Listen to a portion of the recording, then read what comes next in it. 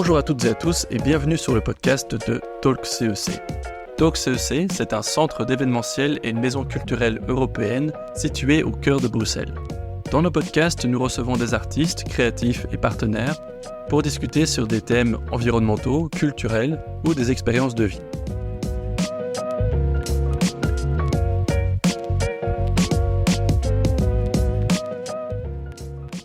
Bonjour et bienvenue dans ce nouvel épisode du podcast de Talk CEC.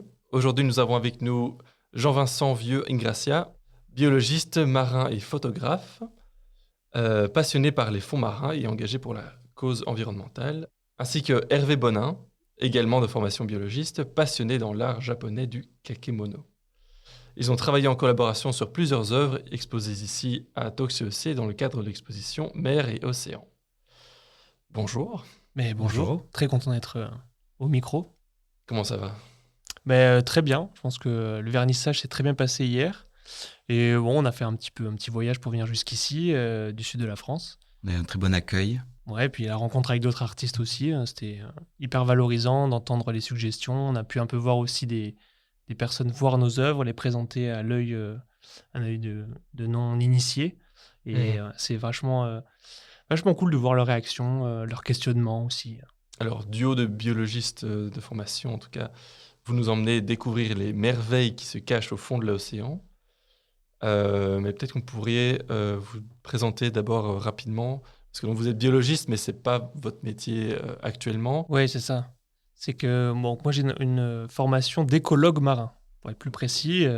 Donc, c'est un scientifique, un chercheur qui va s'occuper de comprendre comment fonctionnent les écosystèmes, comment fonctionnent les espèces avec leur environnement, mais aussi comment fonctionne un impact anthropique, donc un impact humain sur l'environnement, et comment l'environnement va réagir à cet impact, comment les espèces vont réagir à ces impacts. Donc c'est les relations qui existent entre espèces, environnement, humain, la dynamique entre chaque groupe comme ça. Donc ça, c'est la formation d'écologue. Et ensuite, une fois que j'ai fini mes études, je voulais continuer en thèse. Et il n'y avait pas de thèse qui m'intéressait. J'étais très naturaliste. Donc, je suis parti plutôt sur de l'éducation à l'environnement. Donc, j'ai fait un service civique de 1 an dans une association à Cannes qui s'appelle le CPIE des îles de Lérins. Et là, j'ai beaucoup appris à comment vulgariser, même si c'est un mot un peu grossier, mais comment parler plus facilement de choses complexes dans les sciences de la mer. Et donc, pendant 1 an, c'était vraiment super intéressant de parler à différents publics. Et à la fin de cette année donc de service civique, je suis parti dans l'enseignement, donc professeur de SVT et à l'université. Donc, j'ai fait des cours en lycée. À l'université, j'ai fait des cours sur les écosystèmes, bien entendu, écosystèmes marins méditerranéens, et puis sur de la biologie générale pour des étudiants qui n'étaient pas formés à la biologie et qui intégraient un master de marin, en fait. Et après donc, ce passage de 3 ans d'enseignement, une année sabbatique où j'ai voulu passer des diplômes que je n'avais pas eu le temps de passer. Par exemple, le permis bateau. C'est bête, mais il faut du temps. Je n'avais pas eu le temps, donc je l'ai passé. Les diplômes de plongée, donc plongée loisir et plongée professionnelle. Et puis, une fois que j'ai fait cette année sabbatique, donc, je suis rentré effectivement à la métropole de Nice, donc en tant que chargé de mission dans la direction générale adjointe de la transition écologique. Donc, c'est en faisant cette plongée que tu as commencé à prendre des photos au fond de l'océan, quoi. Alors oui, j'ai commencé à faire des plongées, mais je n'avais pas encore les outils, les appareils. Ouais, Et effectivement, au bout d'un moment, comme tout écologue très curieux de naturalisme, il voit des choses, il a envie un peu de se forger un Pokédex personnel et d'aller photographier toutes les espèces qu'il connaît. Et donc, je suis allé me renseigner, j'ai acheté donc, mon premier appareil photo que j'utilise toujours, qui est un Olympus TG6 et qui est très très fort pour faire de la macro sous-marine. Et là, j'ai découvert l'univers de la macrophotographie assez vite. Et donc, je suis rentré dedans à fond, les 2 pieds dedans, et j'ai continué à me perfectionner là-dedans pendant 1 année, où il y a eu des hauts et des bas en termes de qualité de photo, de contraste, tout ça. Et puis, j'en ai sorti des premières photos. J'étais content du résultat, mais ce n'étaient pas les photos d'art qui vont être développées plus tard. Et c'est la rencontre avec Hervé, ici présent, qui va déclencher un peu plus la recherche artistique sur ces photos-là, et comment on peut les amener à parler d'autre chose que juste de la réalité marine dans son esthétique, mais pas dans sa profondeur et sa complexité. Quelle transition parfaite. On se tourne vers Hervé, du coup. Donc, moi, je suis biologiste de formation, mais plutôt après une spécialisation en biotechnologie. Ça m'a amené vers vraiment autre chose parce que je suis plutôt allé vers le domaine de l'édition, l'éducation. Je suis rentré par ce biais-là à la mairie de Nice il y a plus de pratiquement 20 ans. Et donc, j'ai travaillé principalement dans la culture. Donc, c'est ce qui m'a permis de vraiment connaître, parce qu'on a beaucoup d'établissements culturels à Nice, d'entrer dans cet univers, d'en comprendre les codes, d'en comprendre les fonctionnements, d'en comprendre les limites aussi. J'ai rejoint il y a 3 ans, en fait, l'élu qui était en charge de la transition écologique de la ville et de la métropole Nice-Côte d'Azur. Comme Jean-Vincent est arrivé il y a peu de temps, c'est vrai que moi, quand j'ai vu ces photos, tout de suite, ça m'a fait...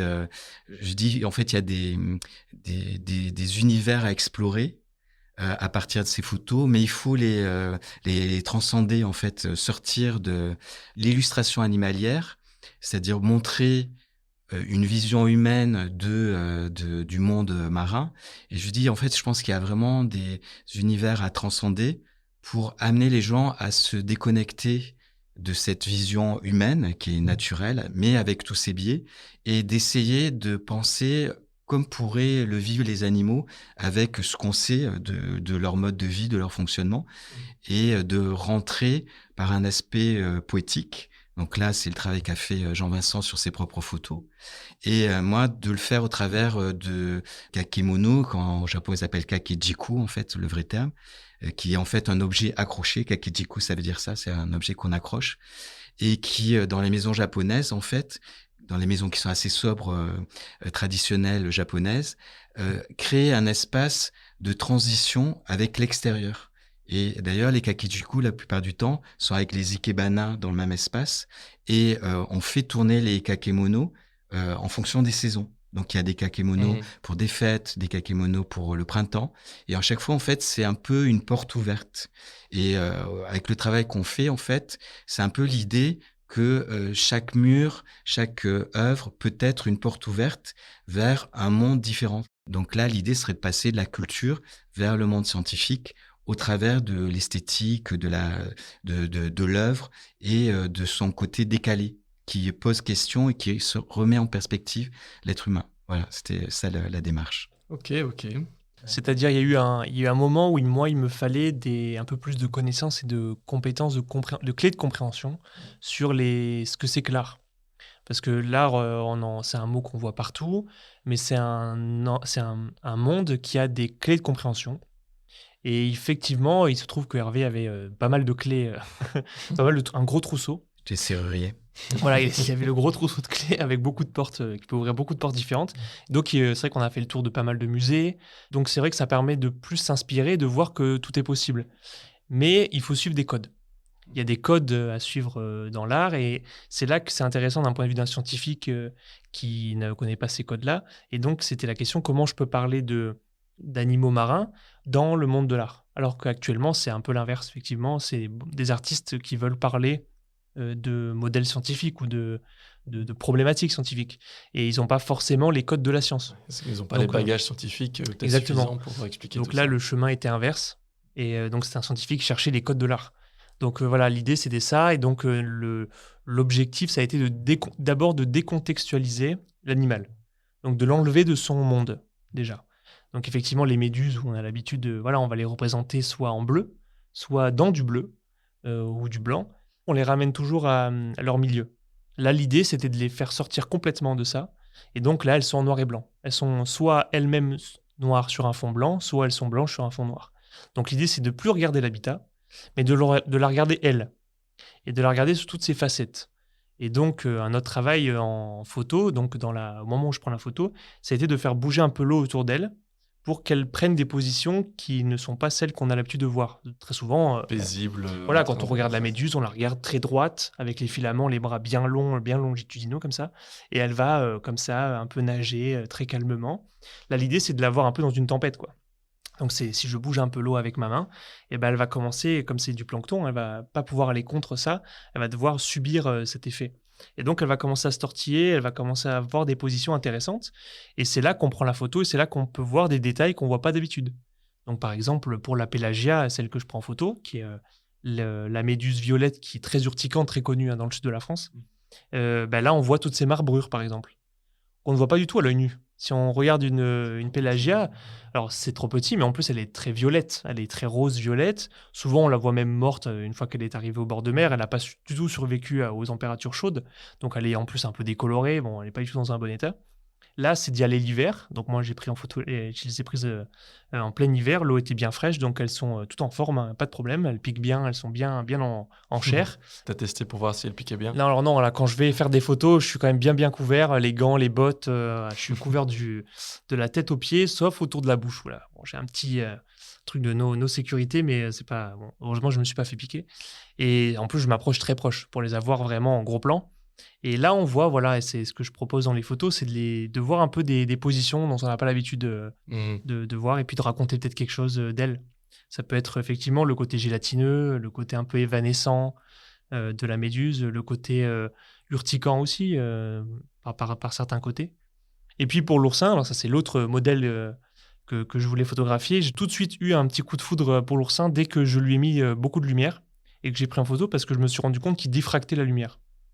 En fait, les piquants, alors qu'on le regarde très terne, dès qu'on lui met grosse source de lumière à côté, tous les piquants diffractent et en fait on a un arc-en-ciel qui apparaît sur les piquants.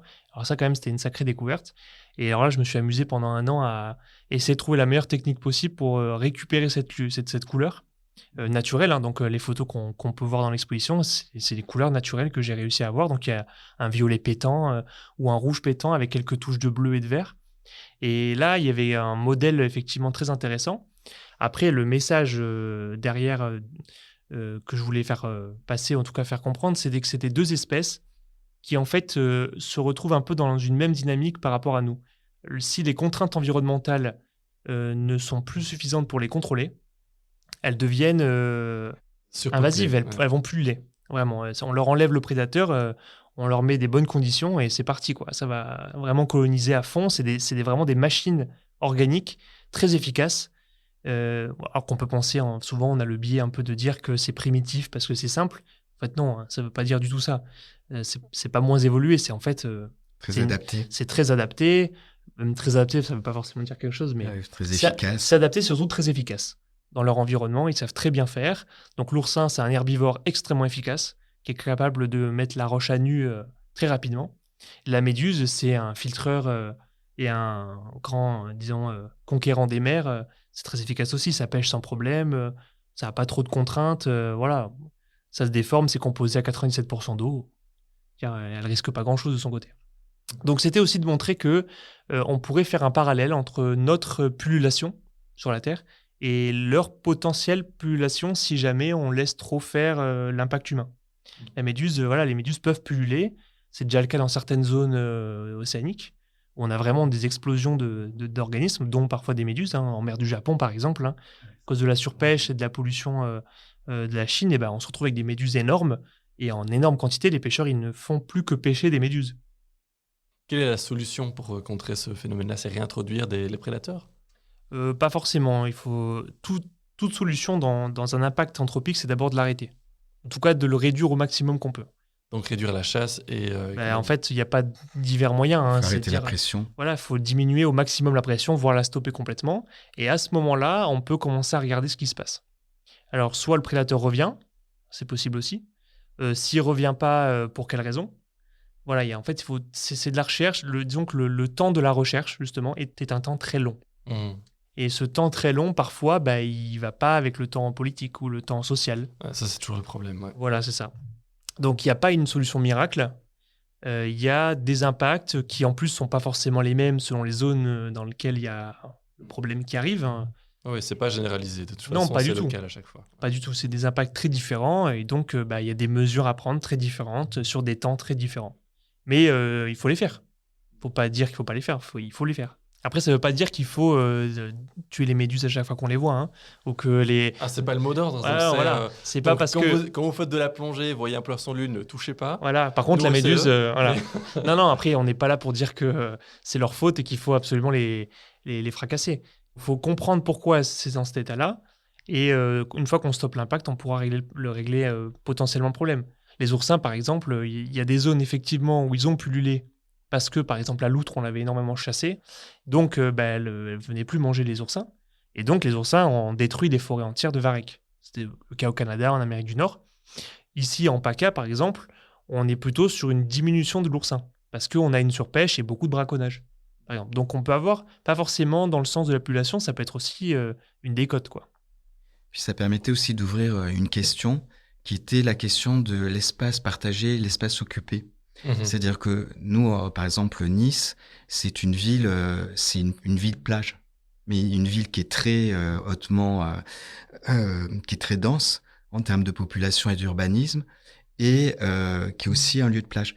Et ça repose en fait la question, et c'est ce qu'on a voulu évoquer autour de l'exposition, de notre relation avec des espaces qu'on devrait partager. Par exemple, la plage, la plupart des gens considèrent pas que c'est un espace qu'on partage avec les animaux qui sont sous l'eau. Il y a personne qui va dire je mets pas les pieds dans l'eau, je fais attention parce que et souvent c'est ce qu'a expliqué Jean-Vincent aussi, c'est que c'est les espaces où il y a les nourricières, les espaces en fait où les œufs sont pondus parce qu'ils ont besoin d'avoir de ce que tu disais de se protéger, que les larves se protègent des espèces plus grandes, et donc c'est un lieu en fait qui est très riche.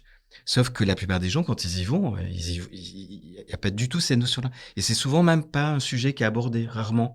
Et on trouvait intéressant aussi de ramener ça en disant la nature, c'est un espace qui est permanent. C'est-à-dire qu'il n'y a pas l'espace où vit l'homme et en dehors, la nature. La nature est tout le temps là. Quand on respire, quand il y a des abeilles, la nature est là. Mais en fait, mentalement, on n'y est pas dedans. Non. Oui, c'est-à-dire quand on va en forêt, on va avoir l'idée que c'est un espace naturel, on va faire attention, on va partir en randonnée, on va pas cueillir les fleurs. Maintenant, on connaît bien dans les réserves naturelles, on suit bien les sentiers, etc. En fait, en mer, c'est la même chose, hein. On va retrouver les mêmes endroits. Il y a des endroits où il faut pas cueillir ce qu'il y a, il faut pas arracher les algues, il faut éviter de récupérer le petit crabe qui essaie de se planquer sous un rocher. On va essayer d'éviter de mettre des grands coups de filet pour essayer d'attraper le poisson. En fait, on va attraper des larves derrière qui vont pas réussir forcément à s'en sortir. Donc en fait, il y a ça. Mais c'est une problématique qui vient du fait qu'on ne voit pas l'eau. Enfin, on voit juste la surface. C'est un monde qui nous est complètement différent. Et d'ailleurs, quand on plonge, ou quand on met juste la tête sous l'eau, hein, les 5 sens que nous, on connaît, n'existent pas, n'ont pas du tout les mêmes références dans l'eau. On n'a pas d'odorat. La vision, elle est trouble. On a besoin d'avoir un masque. On ne sent plus rien. Quand on parle, c'est un peu compliqué. On n'a pas le goût. Le toucher... On n'a pas la gravité. Voilà, on n'a pas la gravité. On n'a pas le poids du corps. Nos doigts vont se friper, on va pas du tout avoir les mêmes sensations. Donc en fait, c'est ça, c'est qu'on est... L'eau, c'est quand même un monde à part, avec ses codes. C'est pas chez nous, quoi. Bah oui, a priori, c'est pas pour nous. Ces êtres vivants, ces animaux, il faut non seulement les respecter, mais il faut les connaître mieux. C'est ça. Les photos, c'est beaucoup pour les connaître dans leur complexité. L'oursin avec cette mise hors échelle, donc il y a vraiment des photos zoomées très fortement, donc de l'agrandissement en x10, pour voir au milieu des piquants ce qui se passe. Souvent on voit l'oursin comme une boule de piquant, et en fait il y a une complexité assez importante, il y a une architecture et une géométrie au niveau de l'oursin qui est assez fascinante. Une fois qu'on a commencé à zoomer, il y a des piquants plus petits, il y a des podia, donc c'est des piquants transformés en petits pieds collants qui vont lui permettre d'attraper des choses, de se couvrir avec ces choses ou de se déplacer. Il y a aussi des petits pédicellaires, donc c'est des petits, encore des genres de piquants, disons, transformés, mais avec au bout une genre de 3 petites pinces, comme des petits crocs, au bout qui vont permettre de protéger la bouche ou d'enlever tout parasite ou des choses qui voudraient venir le manger d'en dessous. Donc en fait, c'est ça, l'oursin n'est pas quelque chose de terne, une petite boule de piquant dans un coin qu'on peut écraser, mais c'est une magnifique machine. Et c'est surtout un formidable modèle architectural qu'il faut savoir regarder. La méduse, c'est pas juste un truc gélatineux en eau qu'on peut tabasser une fois que c'est arrivé sur la plage ou le sortir et la mettre à sécher dehors. C'est une magnifique machine qui est capable de traverser des centaines et des centaines de kilomètres sans se fatiguer. On est bien conscient de ça quand même. Qui est capable de faire traîner derrière elle quelque chose comme un énorme filet piquant pour pêcher tout et n'importe quoi. Et c'est une forme qui a traversé les âges, même si ça a évolué toujours, mais c'est une forme qui est quand même très efficace. Et c'est très beau de voir une méduse actuellement. Après, il faut apprendre à la connaître, la regarder sous d'autres facettes. Voilà. Voir Ouais. sa beauté, sa complexité.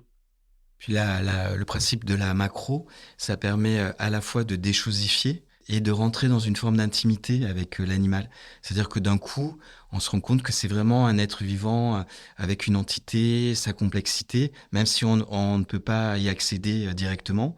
Mais par la photo, en fait, on voit qu'il y a d'autres univers dans la construction et que c'est pas exactement, c'est pas juste une boule qui pique, Ça. ou c'est pas juste quelque chose qui est gélatineux qui se déplace, et que derrière, en fait, on rentre dans une complexité que le global ne donne pas obligatoirement et qui fait qu'on pense que c'est archaïque et en fait c'est très structuré, c'est très organisé, c'est très optimisé. Mais comme on n'y a pas accès à ces niveaux-là, on ne l'intègre pas. Donc on dit c'est un animal bête, c'est un animal méchant ou des trucs comme ça, alors qu'en fait il y a tout un univers qui se cache au sein même d'un individu.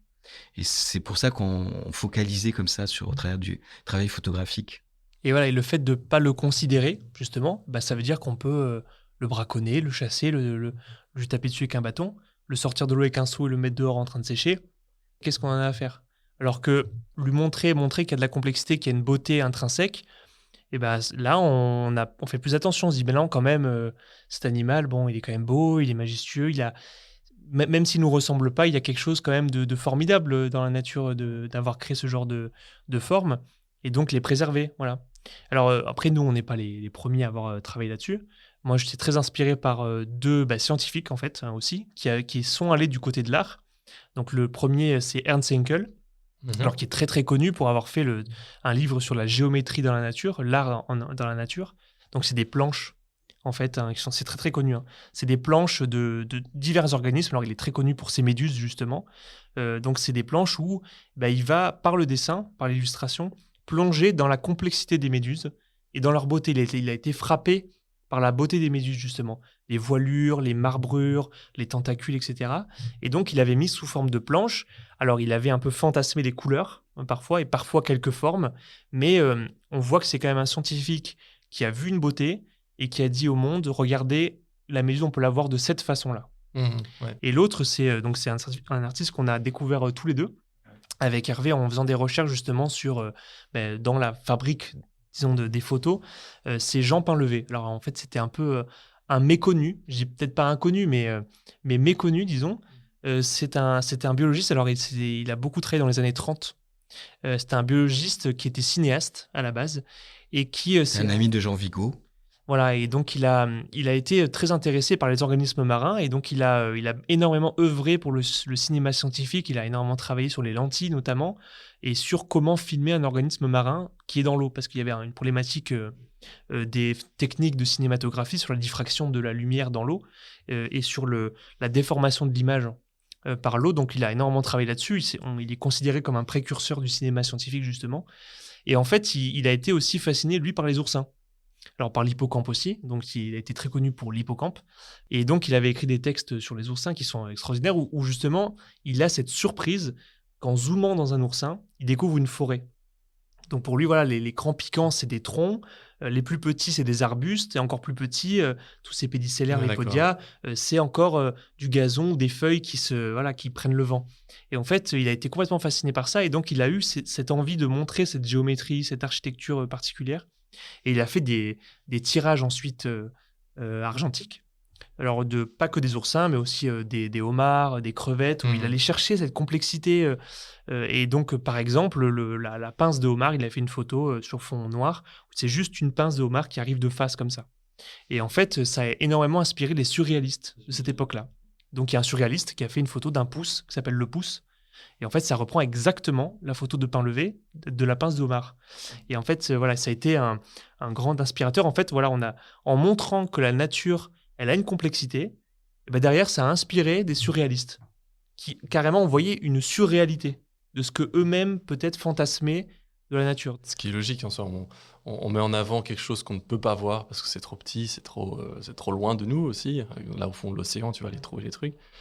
Et du coup, forcément, quand on te le montre, et ça réveille toute l'imagination, tous tes fantasmes possibles sur qu'est-ce qu'il y a vraiment là-dessous, qu'est-ce qu'on peut vraiment pas voir et qu'est-ce qui existe vraiment.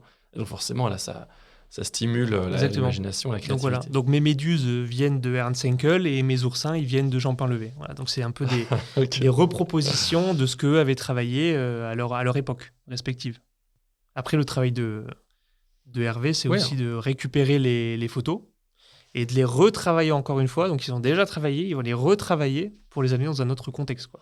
Voilà, peut-être qu'on peut maintenant se tourner là-dessus. Donc sur cette adaptation en art plus poétique japonais, comment tu le décrirais? Moi, il y avait le côté format déjà moi qui m'intéressait, d'être dans ce format du kakemono qui est très vertical, avec quelque chose d'un décor Ouais, c'est ça. assez. Parce qu'il y a l'association, du coup, il y a Voilà, c'est l'image, ça. et puis il y a l'association avec le tissu ou le papier. Je sais Voilà, pas, c'est c'est principalement que du papier. Ouais, ouais, Et ok. en fait, le papier permet de mettre en valeur l'image. Je voulais focaliser sur l'image qui était proposée, que moi je retravaille effectivement derrière, des fois pour associer, comme on l'a fait avec les méduses, les réassocier, alors que c'était des photos qui étaient prises séparément. Et aussi de transformer l'univers du décor qui existait naturellement pour l'amener vers un peu comme une forme de science-fiction en fait. C'est-à-dire qu'on part du réel et en fait d'un coup on part vers quelque chose qui l'amène dans d'autres perceptions. Alors, par exemple, des images de systèmes solaires, de matière, voilà. Et dans les représentations japonaises, il y a beaucoup de choses liées aux rochers, à des formes de rochers, les vagues. Donc, il y a toujours quelque chose qui relève du mouvement. Et c'était intéressant parce que les photos que fait Jean-Vincent, comme elles sont souvent prises en bord de plage, donc c'est là où il y a beaucoup de remous. Et d'ailleurs, on est obligé souvent de retravailler les images pour enlever toutes les particules qui sont en suspension et qui vont apparaître sur la photo entre l'appareil photo et l'animal lui-même, en sachant qu'il est tout petit, qu'il se déplace lui-même un peu dans l'eau. Et donc, l'idée, c'est d'abord voilà, de remettre de la netteté sur l'animal et après de lui recréer un univers. Et après, le reste du kakemono, en fait, est là, en fait, pour faire une extension presque avec l'extérieur. Mhm. Et en fait, on rentre dans l'image et en fait, après, on passe vers l'extérieur. Et c'est là où, en fait, il y a l'effet un peu magique de plus être dans l'illustration, mais être dans une forme d'interprétation. Et l'idée, ce serait d'amener les gens à dire, mais arrêtez de regarder la nature de façon auto-centrée et allez la regarder vers un autre aspect. Faites un pas de côté et ce pas de côté vous amène en fait à sortir de ce qu'on appelle les biais cognitifs qui sont liés à l'être humain et de se dire mais qu'est-ce que peut penser un poisson à ce moment-là? Qu'est-ce qu'il est en train de faire? Mhm. Voilà. Et sortir du côté c'est amusant, on dirait une expression humaine ou pas.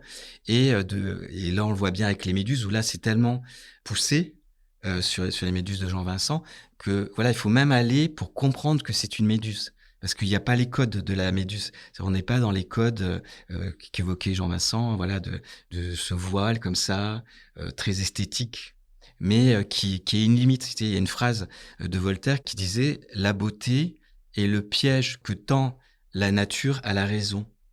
Mhm. C'est-à-dire que en fait, je pense qu'on doit être un peu les seuls animaux qui se posent la question de la beauté de la nature, réellement, comme une approche esthétique. C'est aussi une limite.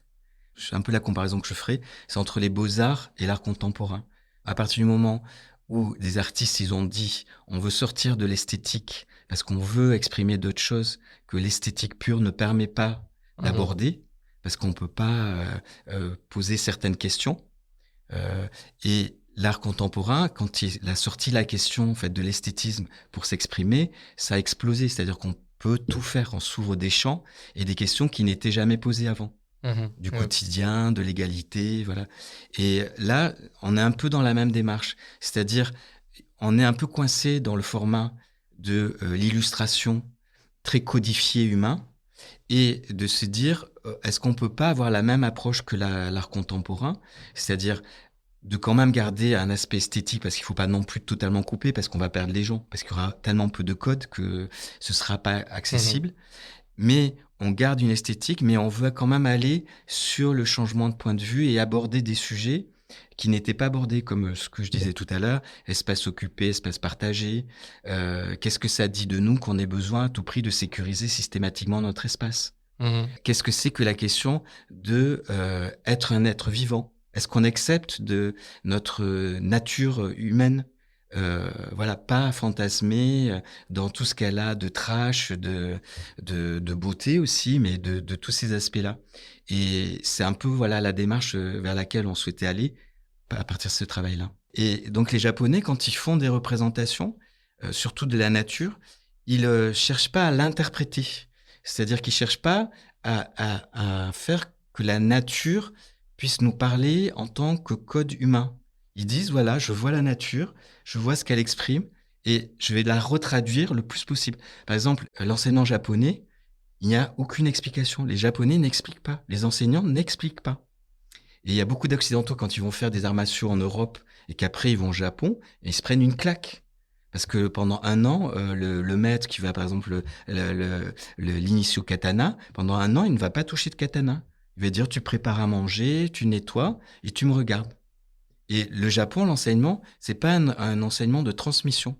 C'est les élèves qui regardent le maître ce qu'il fait et qui essaient de reproduire le geste du maître. Pardon. Donc ça veut dire qu'il n'y a pas de vocation à expliquer les choses.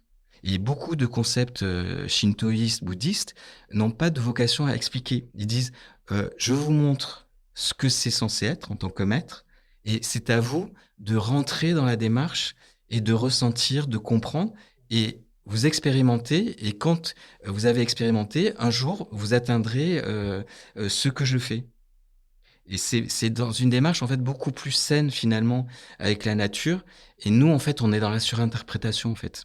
Ben, merci pour tout, hein. Merci Merci. pour votre Merci. temps. J'invite évidemment les auditeurs à venir voir vos œuvres exposées ici à l'expo Mer et Océan de TOCSEEC. Normalement, j'ai l'habitude de demander si vous avez un dernier message très court à adresser aux auditeurs du style arrêtez de pêcher ou qu'est-ce que ce serait? Moi, ce serait apprendre à connaître la mer. Ouais, je pense que c'est plus ou moins l'enseignement qu'on aurait de l'épisode. Ben, merci Merci Merci. beaucoup. et à bientôt.